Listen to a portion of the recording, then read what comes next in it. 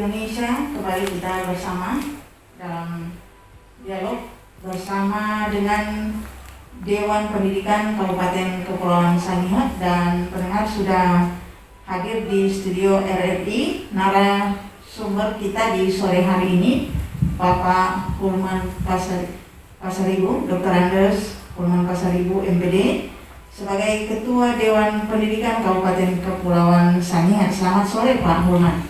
Selamat sore Ibu Ipon. Ya, tetap semangat ya Pak. Semangat. Dalam dunia pendidikan tetap semangat ya. Tetap semangat. Baik, dan pendengar, untuk sore hari ini dalam topik tantangan dan peluang guru pada Merdeka Belajar di Kabupaten Kepulauan Sangihe. Dan pendengar, saya mengajak Anda untuk memberikan tanggapan sumbang saran di 0822 950 7623.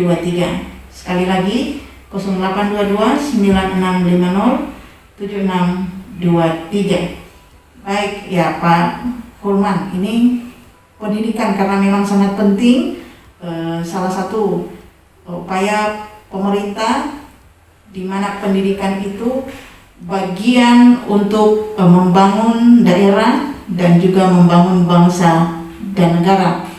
Perlu adanya kualitas, integritas baik pendidik maupun yang dididik, antara guru maupun siswa. Berbagai terobosan dilakukan pemerintah pusat dan itu dilakukan oleh setiap daerah, juga kita yang ada di wilayah kepulauan yang merupakan perpanjangan tangan pemerintah pusat daerah.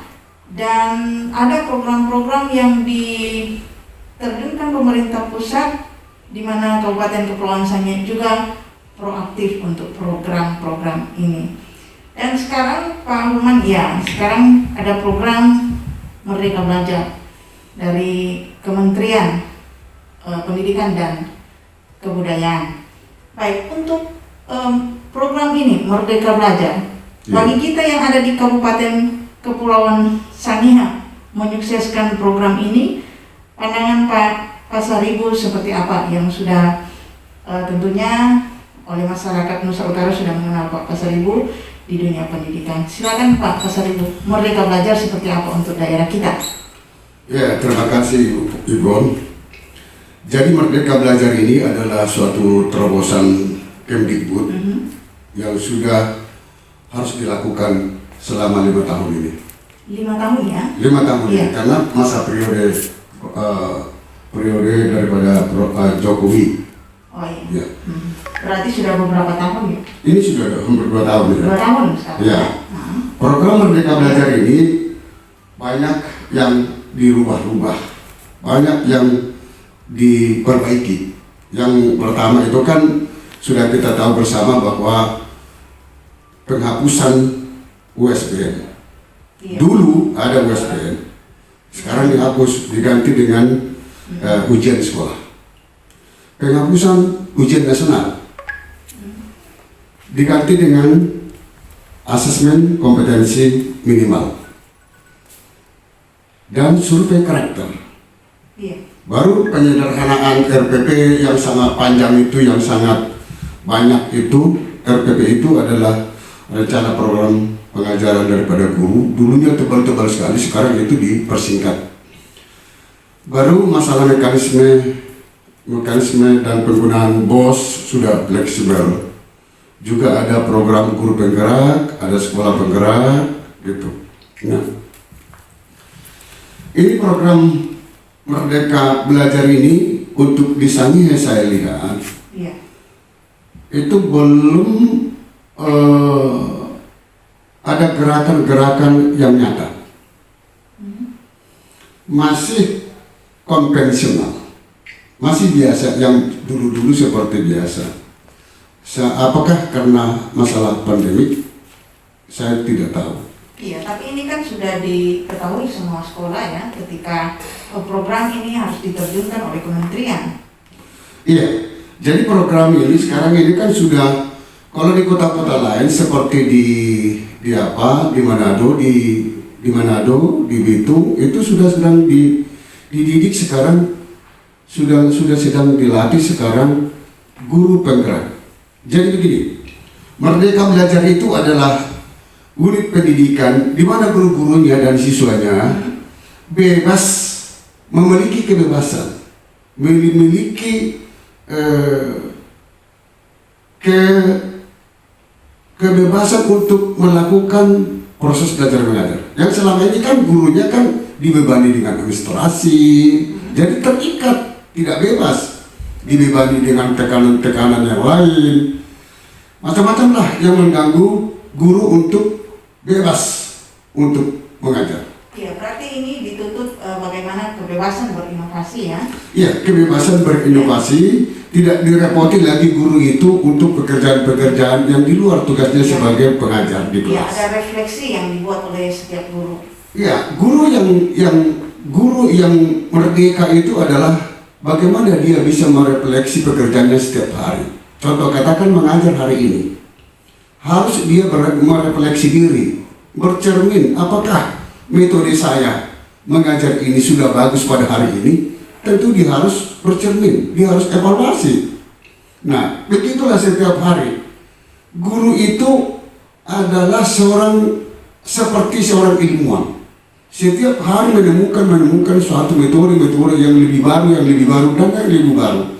Sehingga pantaslah dikatakan guru itu adalah agen perubahan, karena terus terjadi perubahan-perubahan untuk meningkatkan prestasi belajar anak. Iya, kalau kita bicara lagi mengenai metode, apakah penyampaian atau metode yang disampaikan kepada anak didik itu cocok dengan anak didik yang menerima?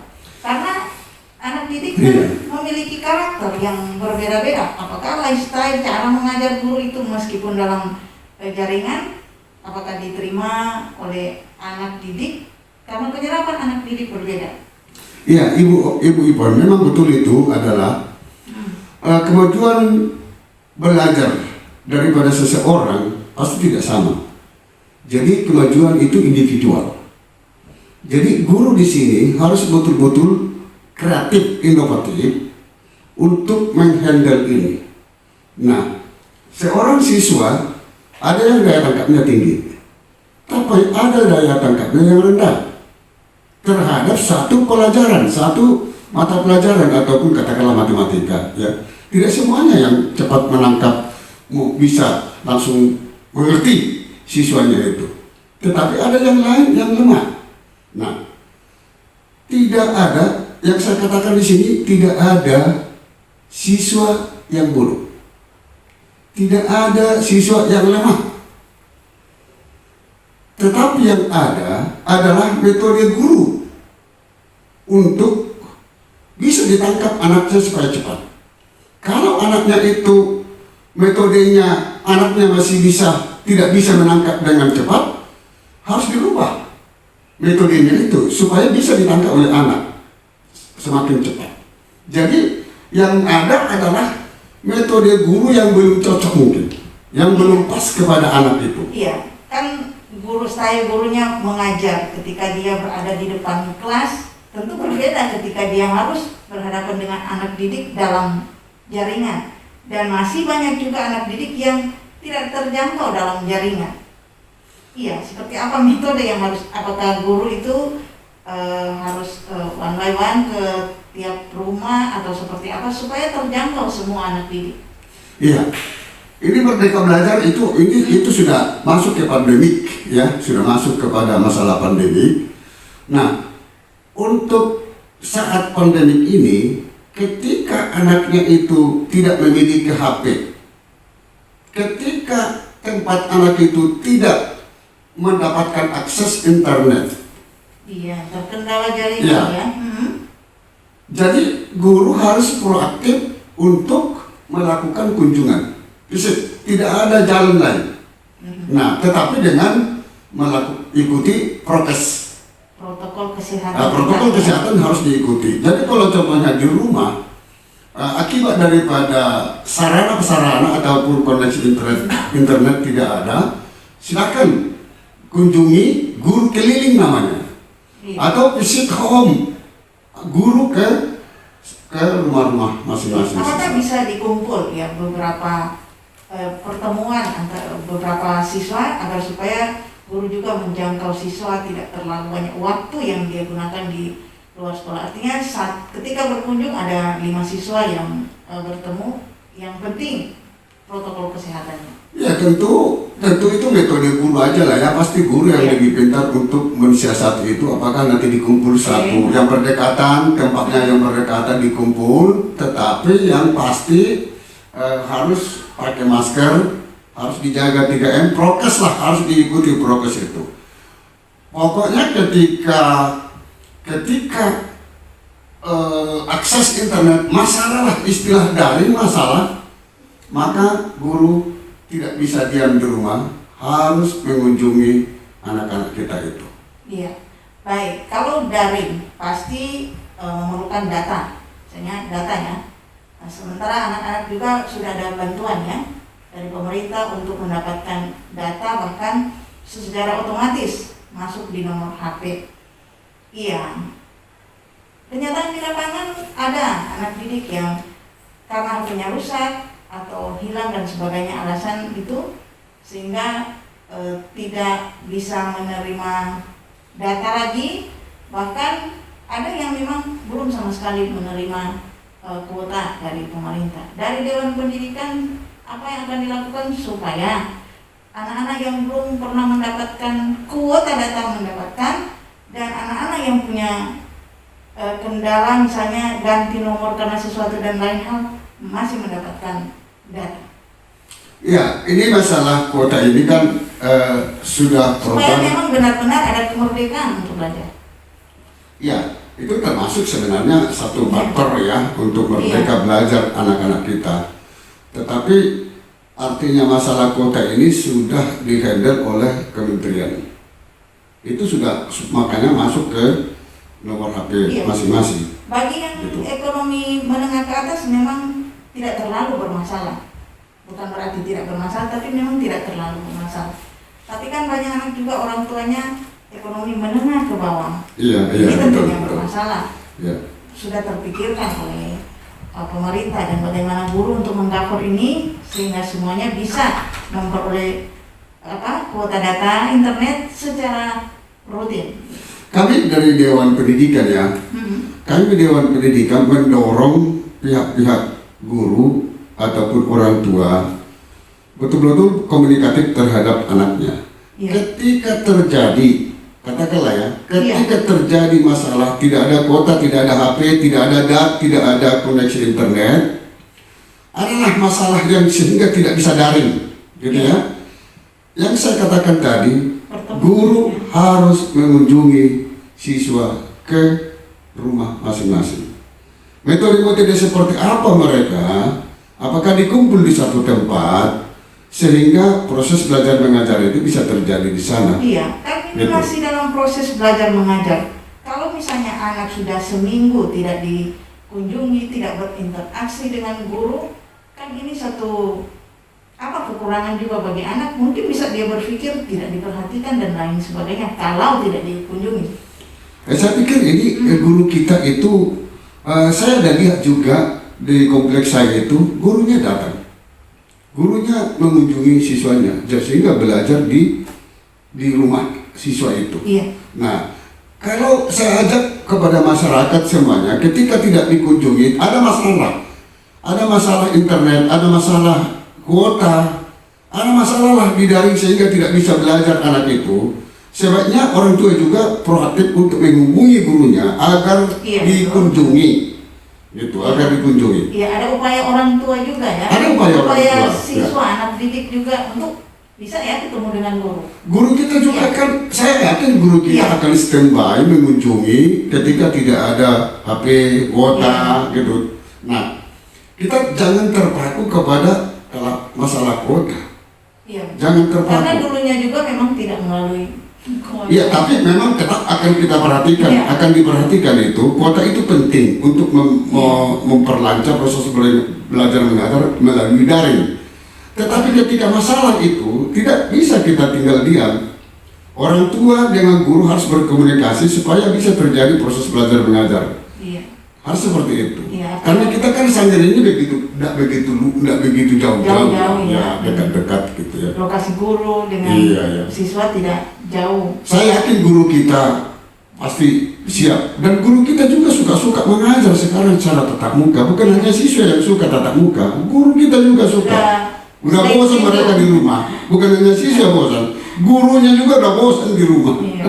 Apalagi guru berprestasi ingin. Iya, apalagi guru yang hebat, guru yang sangat menyayangi anaknya, yang selalu memperhatikan prestasi anaknya. Dia gelisah loh di rumah, seperti apa anak saya ini sekarang. Iya. Pikirannya seperti itu. Ya, seperti apa dan bagaimana kita lanjut, dan Iya. pendengar kita break dulu. Baik, pendengar kita lanjut bersama dengan Ketua Dewan Pendidikan Kabupaten Kepulauan Sangihe dalam topik kita sore hari ini, tantangan dan peluang guru pada Merdeka Belajar di Kabupaten Kepulauan Sangihe. Iya, sebelum kita lebih mendalam lagi ya Pak Iya. Kulman, tadi sempat kita dengar ada iklan ini, peran orang tua. Berarti Iya, orang tua saya ini senang itu ya. jadi guru di rumah, tidak Iya, saya melempar senang sekali.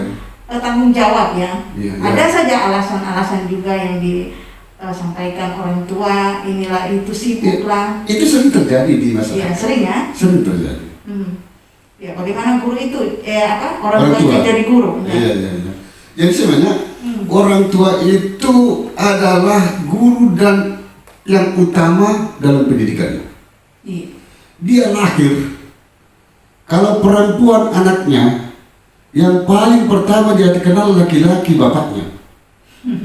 Kalau laki-laki anaknya, yang paling dia kenal pertama perempuan adalah mamanya. Artinya dia mengidolakan bapaknya. Nah, jadi guru seperti tadi itu tidak bisa lagi orang tua sekarang zaman milenial ini untuk melempar handuk. Sudah ada tematiknya ya, belajar aja. Oh, mama ini lagi memasak, tinggalkan masakan itu untuk demi anak. Kalau betul-betul anak kita menjadi orang yang hebat tentunya. Jadi memang sangat terkesan sekali. Sederhana itu, apa namanya itu? Iklan itu sederhana tetapi mendalam untuk orang tua. Jadi guru, orang tua itu harus tetap belajar. Siapapun. Dari sini anak kalau seperti tadi anak kurang merdeka dalam pendidikan dalam rumah. Dia kurang merdeka dididik orang tuanya. Baik, iya Pak Pulman, kalau ini merdeka belajar berarti ada tantangan ya. Tantangan seperti apa yang nanti dihadapi oleh para guru, dan apa sebenarnya yang menjadi tentu keuntungan daripada guru ketika program Merdeka Belajar ini diterjunkan oleh Kementerian Pendidikan dan Kebudayaan RI. Iya, tantangan guru untuk dalam program Merdeka Belajar ini, kalau saya ikuti terus paparan-paparan daripada Menteri Nadiem Anwar Makarim, tantangan yang paling harus dirubah oleh guru adalah yang pertama, guru yang berpusat fokus terhadap peningkatan prestasi muridnya. Nah, kalau muridnya itu tidak berprestasi, maka guru itu akan sakit kepala. Artinya pusing dia karena anaknya tidak berprestasi hari ini. Besok, lusa, minggu depan, tahun depan, dia harus betul-betul rancang anaknya ini, muridnya ini menjadi orang yang berprestasi. Artinya guru sekarang zaman untuk merdeka belajar itu harus betul-betul fokus kepada prestasi anak. Nah, dulu fokus kepada administrasi. Guru-guru itu lalai, banyak administrasi yang harus dia benahi. Akhirnya sering itu tidak fokus kepada anaknya, fokus kepada administrasi. Pemenuhan. Ya, pemenuhan administrasi, karena itu dituntut. Baru pemenuhan lagi, bagaimana UN ini supaya bagus, dengan cara apapun dibuat oleh guru. Sekarang tidak ada UN lagi kan? Nah, sudah diserahkan semua administrasi guru. Sehingga guru itu harus betul-betul fokus terhadap peningkatan prestasi. Tidak ada tekanan-tekanan lagi kepada guru. Sehingga dia selalu mengutamakan peningkatan prestasi daripada anaknya. Baru dia harus mengajar kreatif dan inovatif. Itu tantangan Merdeka Belajar. Mengajar tidak bisa biasa-biasa saja lagi, tetapi dia harus betul-betul kemauan yang keras untuk merubah metode-metode setiap hari. Banyak guru kita, metode mulai 1 tahun ini hanya 1 metode. Tahun berikutnya, hari ini metode A, besok metode A juga, sampai bertahun-tahun 1 metode. Bagaimana anak bisa mengerti? Padahal sebetulnya anak itu memiliki potensi ya kalau mau dilihat. Anak kita tidak ada anak yang bodoh. Yang ada adalah metode guru yang belum pas, belum cocok kepada anak itu. Itu coba lihat aja yang jago-jago dulu, Einstein itu dulu, kan dibilang bodoh sih. Dibilang bodoh banyak. Itu dulu menteri kita, Erick Thohir sekarang itu. Bukan orang pintar itu dulu, tapi sesudah sekolah di Amerika. Di Indonesia sekolah dia tidak berhasil, tapi sesudah di Amerika, wah jadi jagoan. Nah, artinya metode inilah yang perlu direfleksi oleh guru setiap hari. Kalau metode ini, metode dia mengajarkan sekarang, bentuknya metode ceramah atau metode apa, kalau tidak mempan, tidak berhasil anaknya sesuai dengan target-target yang dibuat oleh guru, ada sekarang itu kriteria ketuntasan minimal, ada macam-macam targetnya. Nah, kalau tidak berhasil, guru harus siap merubah lagi, besoknya itu dirubah lagi, sehingga guru ini mendapatkan ilmu yang banyak bagaimana membuat anak itu menjadi juga ya. Mendapatkan ilmu yang lebih banyak dari keuntungan. Iya, ini guru ini jadi jagoan. Walaupun itu tantangan. Itu tantangan. Nah, ada juga keuntungan. Itu tantangan. Nah, baru tantangan juga guru itu harus bisa melatih guru yang lain. Harus bisa melatih guru yang lain. Artinya begini, seorang guru matematika bisa dilatih lagi guru yang lain dengan untuk matematika. Menyalurkan ilmunya kepada teman-teman lain. Saling berbagi ya. Iya, karena nanti untuk kedepannya itu anak-anak itu sudah ada tugas pilot project. Namanya pilot project. Jadi ada suatu tugas diberikan oleh guru, tetapi di situ akan masuk guru agama, akan masuk guru mata pelajaran matematika, berbagai kumpulan daripada mata-mata pelajaran di pilot project itu. Akan seperti itu. Oke, tidak usah jauh-jauh kita sekarang ya. Tidak usah jauh-jauh sekarang kita. Di Sangeri ini ada seperti yang di model yang dibuat oleh Pak Nadiem ini. SMH itu sudah main pilot project. Dekat aja, contoh aja SMH.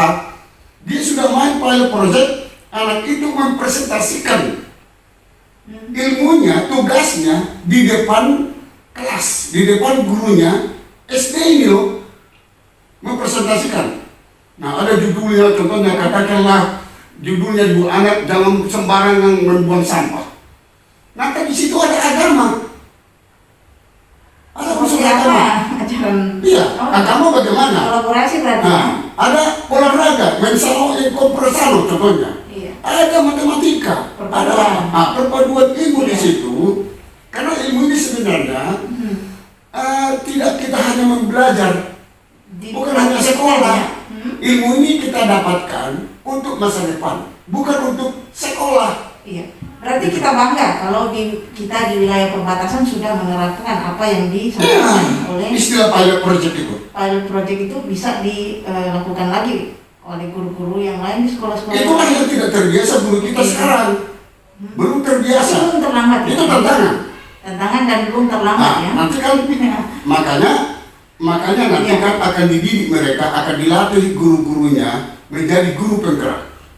Iya, baik. Iya, kita jawab dulu pertanyaan ya yang sudah masuk ini dari Bapak Yonex Karel. Iya. Ini sampai sekarang saya belum izinkan anak saya untuk ikut KBM tatap muka karena masih mengikuti perkembangan ini kan karena masih COVID ya, COVID-19. Saya sedikit ingin mengeluh sedikit ya banyak ya. Ada keluhan orang tua ini Dengan pembelajaran dalam jaringan di sekolah, dari sekolah anak saya, tolong kiranya anak-anak yang lain mengikuti dalam jaringan dan mempunyai hak yang sama untuk diberi tugas ataupun materi pembelajaran, karena sesuai pengalaman nanti ditanya baru mau dikirim materi ataupun tugas nanti di WA beberapa kali baru diperhatikan dan menjadi atensi dari guru. Ya, selanjutnya anak-anak dalam jaringan ya, di sekolah anak saya memang hanya beberapa orang, kalau tidak salah 6 orang yang dalam jaringan. Nah, sebagai orang tua diberikan pilihan untuk pembelajaran, memilih tugas dan materi dikirim via BA, tapi seringkali tidak dikirim. Bahkan ada yang pernah seminggu tidak kasih materi dan tugas, nanti di chatting secara pribadi wali kelasnya, gurunya, baru tugas dan materi itu ada. Ini kerinduan orang tua tentu untuk bagaimana anaknya ya, siswa untuk tetap mengikuti pembelajaran meskipun dalam jaringan. Ya, tanggapan Pak Hilman terkait dengan seperti keluhan ini ya. Keluhan yang saya kira bukan hanya satu atau ini mewakili, ada beberapa yang sama ya, keluhan yang sama. Silakan Pak. Iya, sangat bagus sekali keluhan itu dikemukakan pada saat ini. Ya, terima kasih kepada orang tua kami itu, Pak siapa ya? Iya Pak. Pak Yohanes ya? Iya. Pak Yohanes Karel ya. Ya, Yohanes Karel. Iya. Ya, terima kasih Pak Yohanes Karel. Ini masukan yang bagus sekali. Jadi begini ya, guru ini juga ada juga problem kepada guru kita ketika dibatasi harus work from home, harus bekerja dari rumah. Memang mereka juga berhak juga menjaga kesehatan mereka dengan tidak sembarangan keluar, tidak berkerumun gitu ya. Nah, tetapi ada masalah di sini. Saya lihat 1 minggu tidak pernah diberikan tugas kepada anak gitu ya. Nah, saya sarankan kepada orang tua, ini salah satu contoh, mungkin banyak yang mengalami seperti itu. Nah, saya sarankan kepada orang tua, tolonglah berkomunikasi dengan guru. Berkomunikasi dengan guru bahwa ini tugasnya anak saya ini sudah 1 minggu, contohnya katakanlah 1 minggu tidak diperiksa, 1 minggu lagi tidak ditindaklanjuti gitu ya. Iya, nah, iya. Jika penting, undanglah guru itu. Jika penting, undang guru itu untuk berkomunikasi gitu ya. Nah, jangan didiamkan saja, karena kadang-kadang guru juga melayani banyak siswa. Iya, banyak. Katakanlah dari ini kan satu-satu masuk. Satu persatu. Iya, satu persatu masuk ke HP guru gitu ya. Kadang-kadang mungkin sudah masuk nanti. Iya, dia periksa dulu satu ini. Oke. Lagi pula saya mengakui bahwa guru kita belum jago memainkan gadget ini.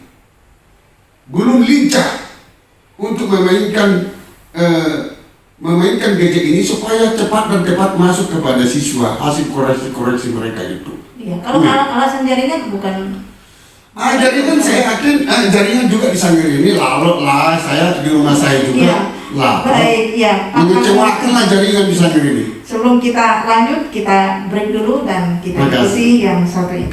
Pendengar Radio Republik Indonesia dimanapun berada, kita lanjut masih bersama dengan Bapak Hilman Pasaribu, Ketua Dewan Pendidikan Kabupaten Kepulauan Sangihe. Silakan Pak, lanjut untuk keluhan orang tua ini seperti apa biar tidak terlalu lama mengirimkan materi kepada siswa.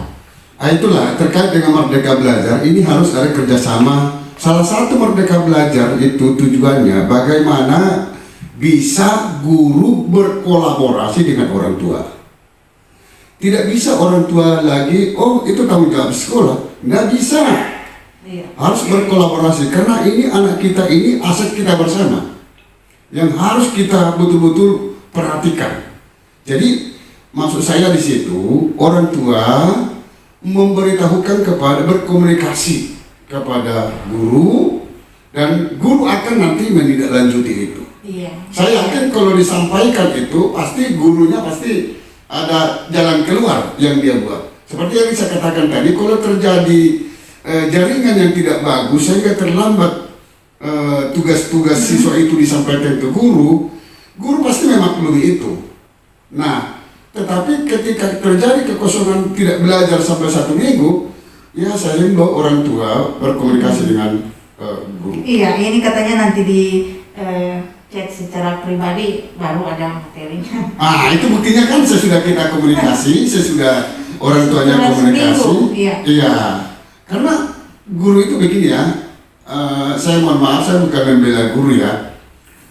Guru itu juga manusia biasa, yang punya keterbatasan, mungkin masalah koneksi. Oke. Itu umum itu ya. Baru masalah mengurus siswa itu bukan hanya 1 orang, tetapi banyak masuk ke, kalau contohnya SMEA itu kalau contohnya sampai 1 kelas 40, masuk di satu tugas mereka 5 tugas kali 40, 200. Wow, repot sekali. Iya. Sangat repot. Yang Jadi penting komunikasi lah. Komunikasi dan tidak ada unsur kesengajaan untuk tidak membalas dan tidak memberikan materi setelah 1 minggu, ya, tidak ada unsur kesengajaan. Iya, bisa saja kan, Iya. karena kesibukannya itu bisa saja. Tapi yakin saya guru kita itu sangat aspiratif, sangat memperhatikan kedua orang tua itu. Iya, baik ya. Untuk Merdeka Belajar, Pak, guru penggerak yang menjadi guru penggerak, apa yang didapati ketika ini Merdeka Belajar diprogramkan oleh pemerintah? Apakah ada peluang-peluang bagi guru, misalnya dia dari guru kelas atau seperti apa bisa menjadi kepala sekolah, bahkan punya jabatan-jabatan strategi? Ya, jadi begini. Ini sekarang sudah berubah. Kebijakan kementerian ini melalui Merdeka Belajar semuanya berubah. Kinerja guru juga memang digenjot habis-habisan. Iya. Nah, guru juga tidak boleh lagi seperti pola-pola dulu. Akan dirangsang guru ini betul-betul menjadi seorang guru penggerak. Istilahnya sekarang dikatakan menteri guru penggerak.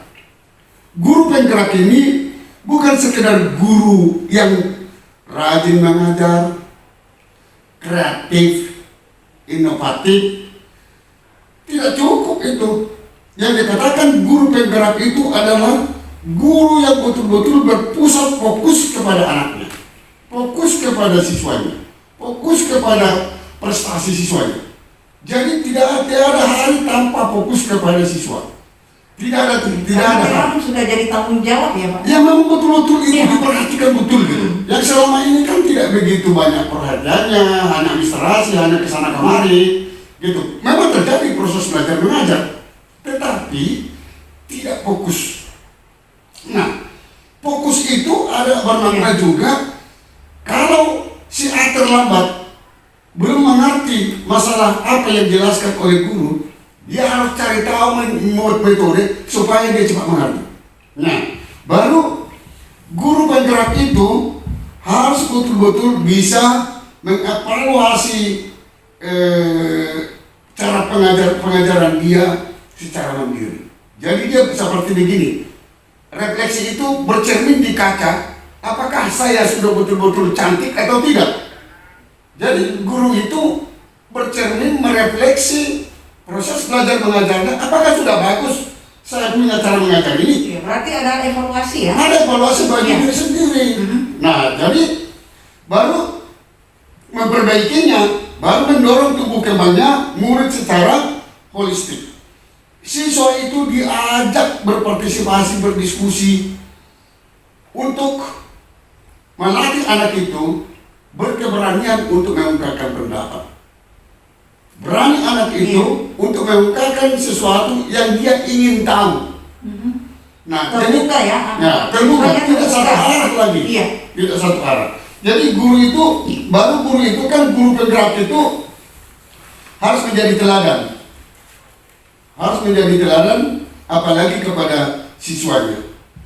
Guru penggerak juga harus bisa melatih guru-guru lain. Nah, ini sekarang guru penggerak ini, saya tidak tahu apakah di Sangir sudah ada. Saya tidak tahu apakah sudah ada guru penggerak di Sangir sini. Guru penggerak ini akan dilatih oleh Kemdikbud ahli-ahli selama 9 bulan. Akan dilatih dia. Nah, dilatih kemungkinan ini karena pandemi akan secara daring 9 bulan.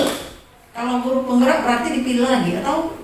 Nah, inilah yang saya kritisi ke kementerian. Saya sudah Ya, buat video. kan paling tidak untuk semua guru, ya saya siap untuk itu. Misalnya saya siap menjadi guru penggerak, apakah dipilih tiap sekolah mewakili atau seperti apa? Itulah. Aktifkan kalau hanya perwakilan. Itulah Iya. Ibu Ivon, guru penggerak ini sekarang dimintakan oleh kementerian agar mendaftar ke laman guru penggerak di Kemdikbud. Saya kritis ini kementerian.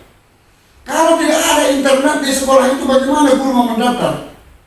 Nah, saya bilang saya sampaikan ke kementerian melalui video saya, Pak Menteri, tolong disederhanakan cara mendaftar guru penggerak itu. Iya.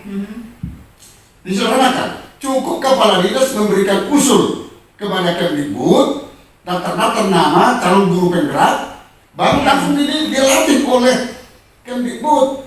Kalau usulannya saja ya, Iya. mengusulkan ini. Karena kalau banyak Bapak Kepala Dinas juga tahu itu guru-guru yang cikal bakal seorang jago penggerak, guru penggerak, tahu dia. Nah, artinya jangan lagi harus melalui internet lah, panjang sekali. Kelihatan dekat, tapi panjang loh itu. Nah, kalau Kepala Dinas yang mengusulkan, dia menyurat, kirim ke email, hari ini selesai. Tapi kalau kita tunggu guru, Ibu Ivon, satu persatu banyak sekali. enggak, guru juga berpikir, aduh bagaimana ini ya guru penggerak, kakek saya direpotin nanti, so nggak bisa kelompok, so nggak bisa ke pasar. Banyak pikiran guru. Bisa saja ada yang berpikir, ini barangkali saja bukan saya yang ikut untuk guru penggerak, mungkin ada guru yang lain atau seperti apa ya? Iya, lagi pula guru-guru kita yang pintar itu tidak mau menonjolkan diri loh. Iya. Biasanya guru-guru yang pintar, dia tenang, dia apa? Karakternya itu dia tenang, dia apa? Guru-guru yang pintar itu agak pelit untuk menonjolkan diri. Ini saya lihat program Kemdikbud ini, dia buat di laman, mendaftarlah guru-guru yang mau guru penggerak, Loh, kok disuruh gurunya mendaftar itu? Ya, saya pikir kalau ini program nasional tanpa mendaftar harus dilakukan. Apalagi kita di Kabupaten Kepulauan Riau ini terjadi masalah akses internet. Itu yang saya kritisi kementerian. Jangan begitu, akan terjadi masalah nanti. Iya betul. Iya. Baik, ini Pak Pasaribu, kita bincang-bincang cukup lama ya. Kalau terkait dengan Merdeka Belajar juga tentu kita memberikan perhatian ya bagi guru, bagaimana untuk tunjangan profesi guru ini. Ya, tunjangan profesi guru itu undang-undang loh, tidak bisa dihapus itu. Tetapi guru juga harus betul-betul mencerminkan bahwa dia guru profesional. Ketika dia terima uang tunjangan profesional itu, maka tindakan perkataan juga perhatian kepada siswa harus seperti tunjangan itu. Besar tunjangannya, maka akan besar juga perhatiannya kepada anak siswa itu. Seiring sejalan. Baru harus juga besar pengorbanannya kepada anak itu. Karena tunjangan profesi itu diberikan untuk betul-betul supaya mereka profesional. Nah, profesional itu satu-satunya. Coba saya tanya Ibu Ivon. Profesional itu, kalau nilai anaknya itu nilai 4, profesional kan gurunya? Jawab aja. Kan, gitu kan? Nah, jadi di sini tantangan guru kita sekarang, ada masalah sekarang di Indonesia ini. Di Indonesia ini masalah. Ibu Ivon, Ibu pernah dengar di Sangir ini seorang kelas 4 SD tidak bisa membaca? Iya, tantangan ya. Ya, solusinya Pak, karena kita sudah di penghujung ini Pak. Ya, solusinya. Solusinya guru harus betul-betul memberikan metode yang baik untuk bisa membaca siswa itu kelas 4 SD harus. Belum terlambat ya? Ya. Oke. Baik, closing statement Pak Hulman, karena kita sudah akan dibatasi dengan waktu. Silakan. Saya closingnya begini ya. kepada teman-teman saya guru yang saya hormati, yang saya muliakan, Anda adalah agen perubahan. Berubahlah setiap hari. Fokuslah kepada anak, kepada siswa kita, karena siswa kita itu adalah aset yang tidak ternilai. Berikanlah yang terbaik kepada anak itu. Yang kedua, berusahalah untuk bisa menjadi masuk di calon guru penggerak sampai di pelatihan diklat dari kementerian. Itulah jalan karir Bapak dan Ibu guru. Ketika Anda sudah menjadi guru penggerak, saya yakin untuk menjadi karir jadi kepala sekolah akan di tangan saudara-saudara. Karena persyaratan lama atau tidak tinggal menunggu regulasinya. Salah satu persyaratan nanti untuk menjadi kepala sekolah harus melalui pelatihan guru penggerak. Ya. Terima kasih. Shalom untuk guru-guru saya yang saya cintai. Baik. Pendengar, demikian bersama dengan Ketua Dewan Pendidikan Pak Hulman Pasaribu. Terima kasih Pak Hulman, sukses selalu ya. Terima kasih Ibu On. Dan pendengar, demikian, dan RRI sekali di udara tetap di udara.